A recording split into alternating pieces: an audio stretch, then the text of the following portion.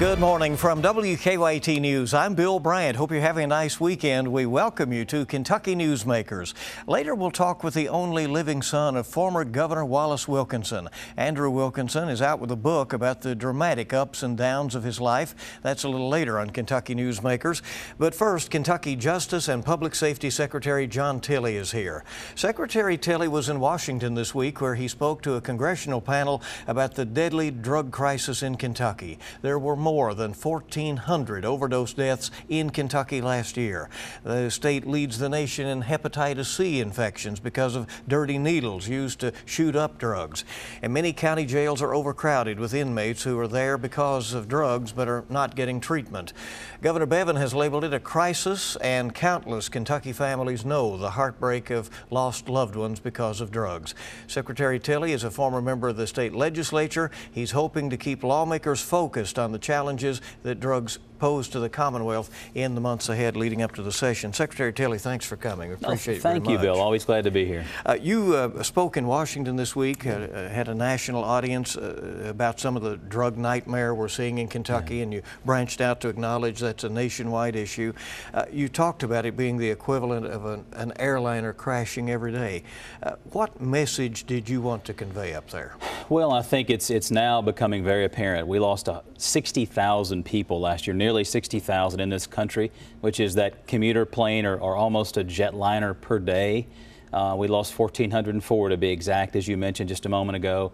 In Kentucky, that's nearly 4 Kentuckians per day.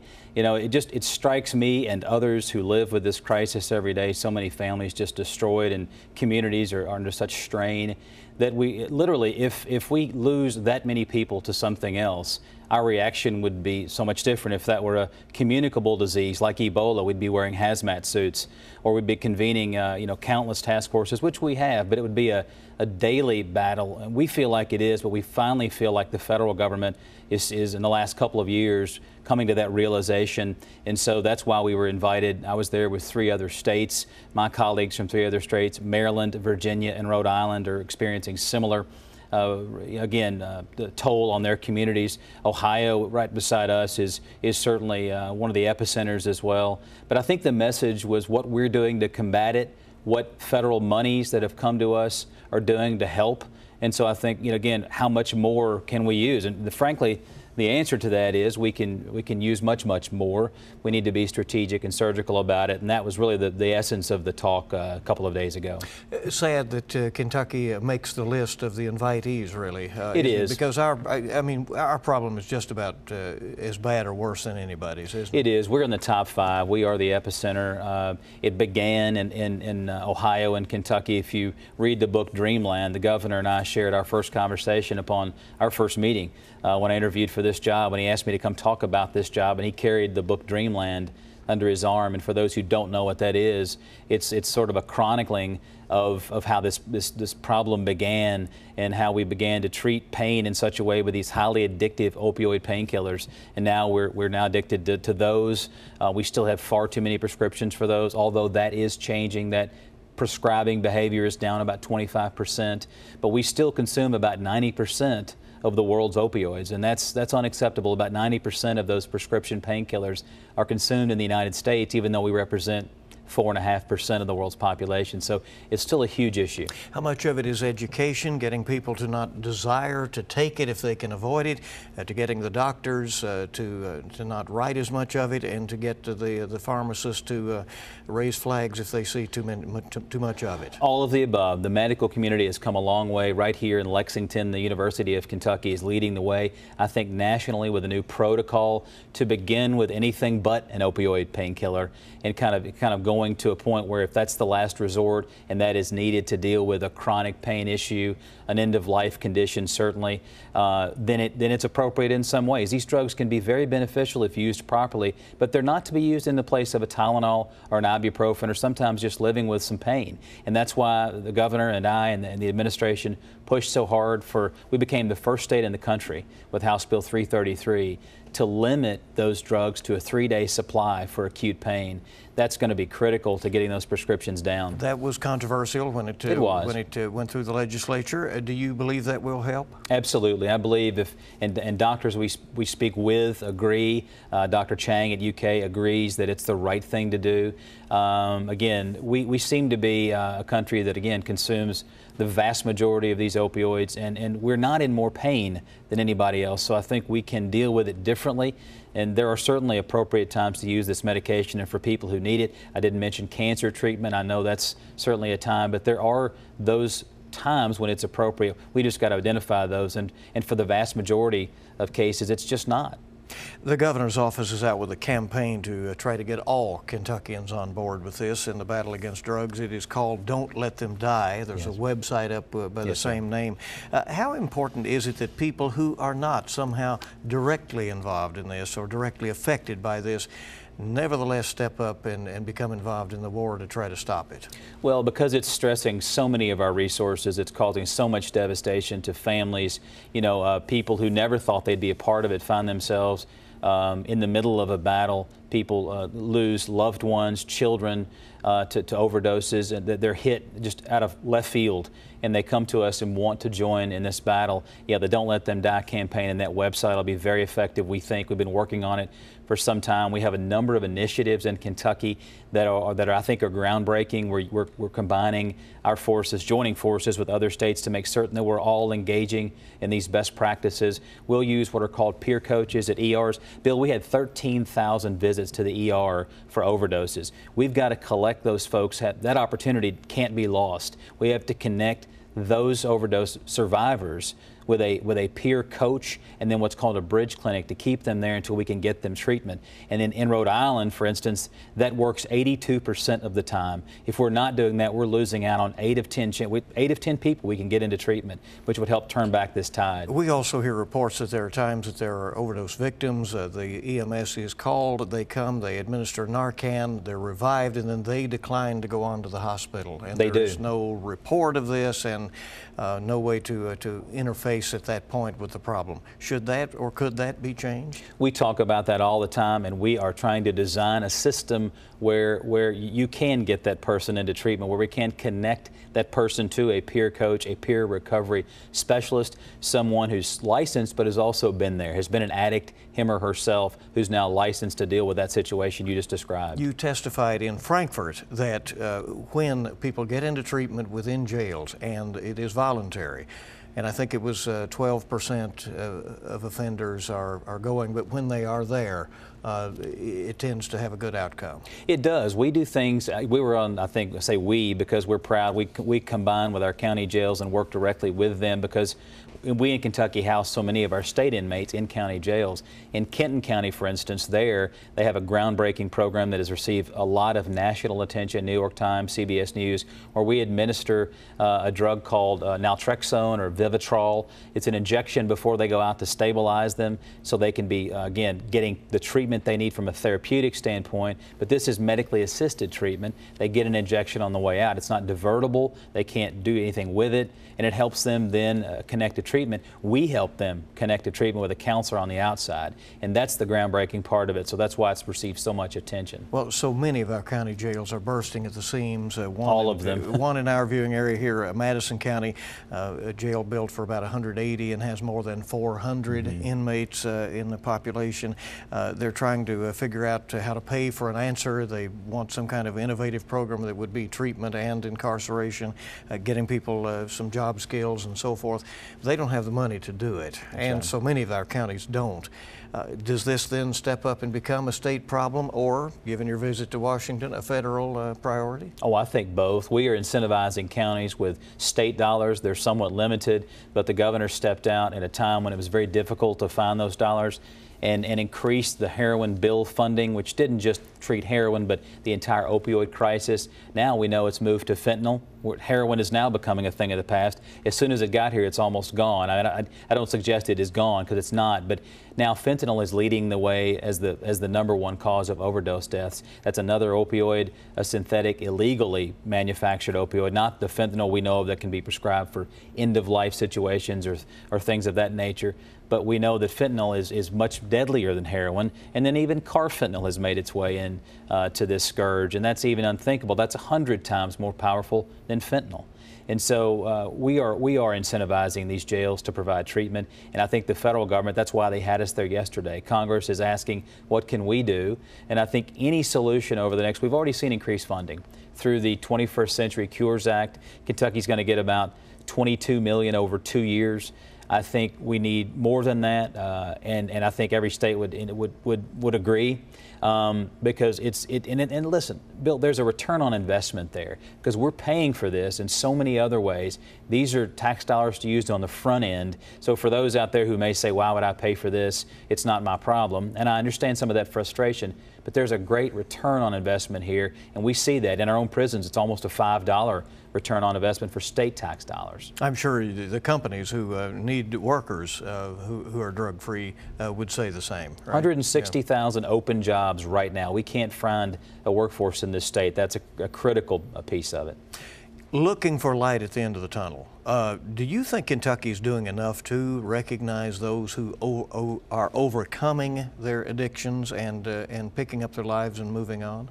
I think that's where I think that's probably what we're most proud of. That culture has changed. Proud of this administration for stepping forward with an expungement bill to allow folks to clear their record. The justice to journeyman piece, we're teaching those critical skills that can go to get a national credential as a journeyman or woman. We're teaching so many skills to connect them to jobs. We know that jobs will keep them from recidivating. They can then get housing and transportation. And those are the reasons they come back to us in the prison. Bill, we have a nearly 50% recidivism rate in this state. And if we don't find these folks jobs and meaningful employment, we'll never beat it back. And I'll tell you one thing that the Safer Foundation did a study, just one of the many studies out there. For those with meaningful employment for over a year and they keep it, they have about a 16% recidivism rate. For those who don't, it's 52%. So we know that will help. And the governor put a record amount of money, and we have a Work Matters task force focusing on that very issue now. And this is just one of the issues in your office. We want to talk about a couple more. We're coming back in just a moment with Kentucky's Justice and Public Safety Secretary John Tilley, the only living son of former Governor Wallace Wilkinson, with us later on Kentucky Newsmakers.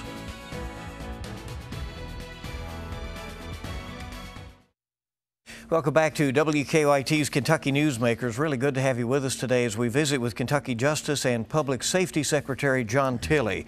Revealed at this point, at one time he was an intern here at WKYT before you went to law school. I did. A proud intern here. Was again, it's how many people still here. I love it to come back and see all the people who were so good to me. They didn't have to be. I was low on the totem pole. I could have been ignored, but I wasn't. It's a great place to be. Well, you did a good job then, and Thank I know you're working hard in this position now. Your priorities for the upcoming session of the state legislature?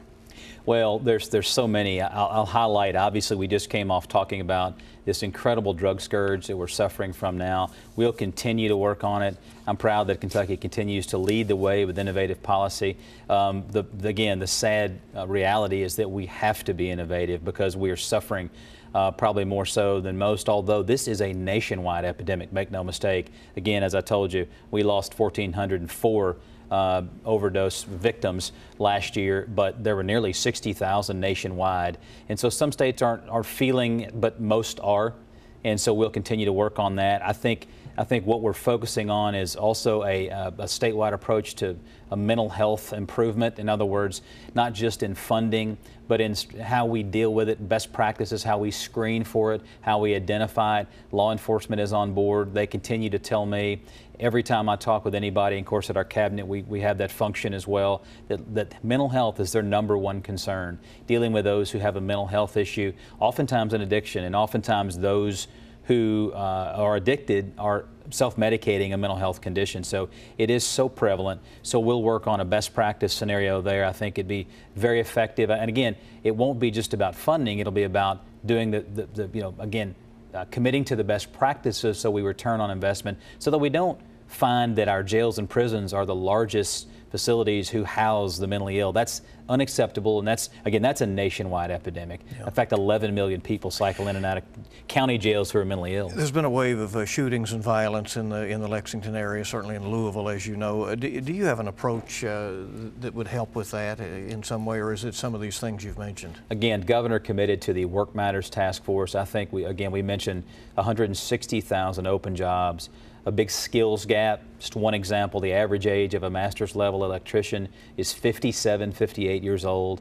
That number will continue to go up. The open jobs will continue to go up unless we commit to getting folks the skills in this state. That will help us all fill these gaps. That will build our economic base. That will attract business and industry. And we're already doing that. Now we got to fill those jobs. And the announcements are coming in. We've just now have this daunting task of making sure that we can fill those jobs with workforce. And so I think the best way to attack that kind of generational poverty and that kind of hopelessness is the dignity of a job, a meaningful job. And these jobs pay extraordinarily well. We've got to get away from looking at college as the only answer.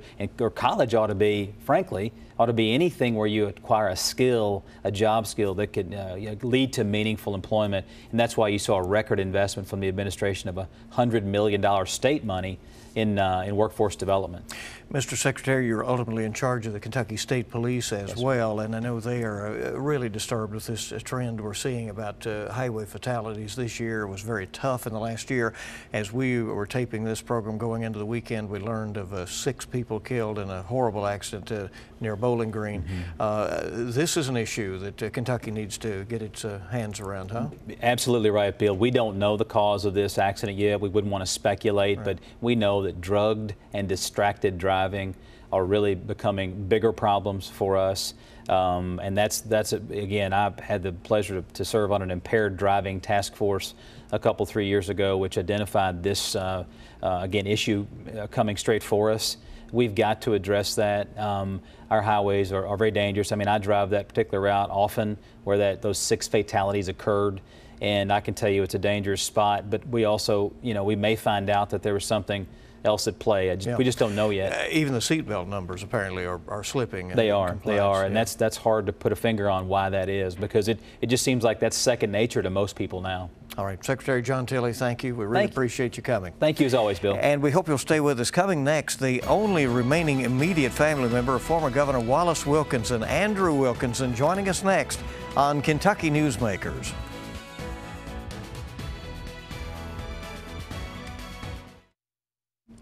Welcome back to Kentucky Newsmakers on WKYT. His father pulled himself up by the bootstraps, as his successful 1987 campaign for governor said in a jingle. Wallace Wilkinson was a wealthy businessman who was elected to the state's top office. After his 4 years as governor, he added to his fortune with business success before the bottom fell out. Andrew Wilkinson was along for the ride during his father's ups and downs. He lived his teenage years in the governor's mansion. His folksy mom, Martha Wilkinson, was a first lady who is remembered for pushing Kentuckians hard to complete their high school diplomas. She abandoned her own campaign for governor in 1991. Andrew Wilkinson knows what it's like to be at the top and near the very bottom. He's happy that life is evened out for him now, and he's out with a new book called The Blessings of My Storms. Mr. Wilkinson, welcome. We appreciate you coming in. Thank you, Bill. I appreciate the chance to come in today. You have talked about your years of growing up, an incredible experience here in Lexington. Let's start there. What was it like to be a Wilkinson?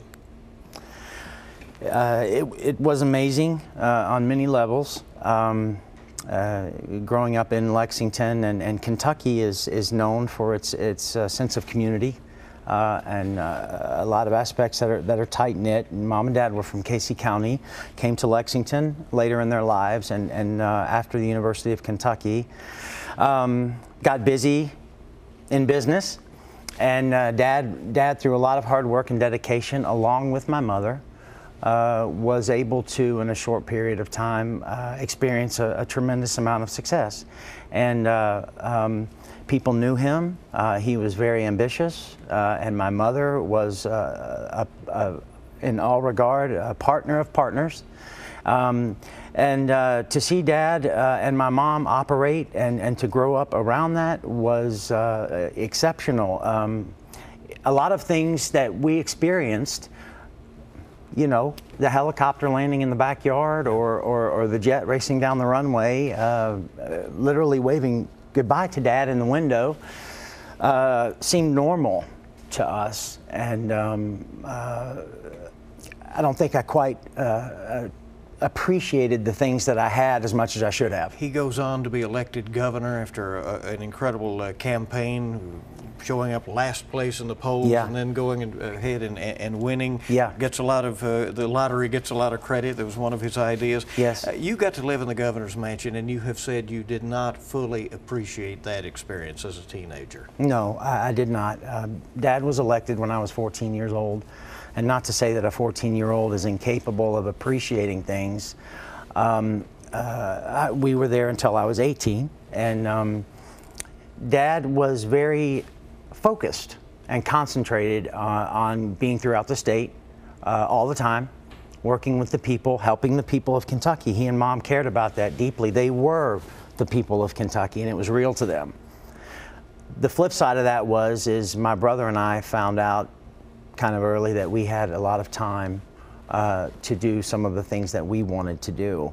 And like we talked about, not appreciating things. When you don't appreciate things as much as you should, you can make bad decisions and bad choices. And the groundwork was laid for me to make a lot of the decisions that I ultimately did end up making when the bad times came. So you start drifting some. You and your brother had always counted on running the family business. Yes. After your father's been governor, he then makes a lot more money, and then comes this day in 2001, he calls a family meeting. Yes. And that's what he referred to as a storm is coming, right? Yes. I was on my way to our farm, our family farm in Mercer County, Harrodsburg, one afternoon, just getting away for the night or the weekend, I can't remember. Dad called and immediately ignored my greeting. Normal, hello Dad, how are you? He said, he asked me where I was, and he said, I needed to come out to the house. And he asked me where my brother was, Glenn. And I said I didn't know, and he said, well, please come out to the house immediately. That moment, when the four of us, Dad and Mom and Glenn and myself, were in the sunroom at our house just down the road in Greenbrier, was the beginning, was the first storm of many storms to come. Your father died in 2002. Yes. And your spiral continued. Yes. My brother and I had always seen Dad and Mom, to a large degree, they were very much connected, succeed. He was many times underrated, and people didn't give him the attention maybe that he thought he deserved. We always saw Dad find a way. He didn't win all the time. There were some setbacks, but generally speaking, the attitude and the environment was, as we grew up, that Dad was a winner. Dad could find a way to make it okay. So when Dad couldn't find a way to make it okay, and then subsequently perished a few months after that, it staggered us. Both my brother and I didn't know what to do. We were confused. We were scared. We were embarrassed. Mom had her faith. Mom knew where to turn, and I saw her several times do this throughout this time in our lives. My brother and I did not know that the way we should have. How low did it go for you? It got to the point where my moment, as I call it, and any believers in Christ or Christians could tell you the same thing in their lives. It was when I was in the back of a prisoner transport van. I was being transported from county jail after having violated my house arrest to prison. And I was wearing a pair of shorts that they had arrested me in and nothing else. They gave me a pair of jail slippers to wear, so I was essentially naked. And I was chained at my wrists, at my waist, and my ankles with a long chain connecting all of those chains. And I was in the van for 21 hours like that, shackled, and my eye was swollen from a fight that I had been in. And this was the moment that I can clearly look at in my life, is when I had enough. There was nowhere else for me to run. There was nowhere else for me to hide. I surrendered. I gave up, and I gave the first sincere prayer of my life, and thank the Lord, and I mean that literally. He heard it. He answered it. As you have gone forward, you now write a book called The Blessings of the Storm. Yes. Lessons learned. Blessings of my storms. And what have you learned that you're sharing with others now? Well, I have learned that I was born into this world in need of God and in need of a Savior because I have this thing inside of me called sin. I also believe that I have God-given potential to do beautiful, wonderful, glorious things. However, I need to be connected to Him. On my own, I don't enjoy these characteristics. I've learned that life is not about me. I've learned that God is very real, and He helps all of us in our greatest times of need. I've learned that it's very easy to ignore Him when things seem to be going well, which I am still guilty of today. But I've learned that life happens to all of us. It happens to every person that has the breath of life in their nostrils. This is how it happened to me. And I know now that I have the power and the propulsion and the perspective I need to deal with however life wants to treat me in the future. Again, the book is The Blessings of My Storms by Andrew Wilkinson. Well, thank you for coming by today. I know it's not easy to do, but it's something obviously important to you. Bill, I appreciate it. Thank you very much. Thank you for being with us for WKYT's Kentucky Newsmakers. We'll see you bright and early this week on WKYT This Morning. Have a good week ahead.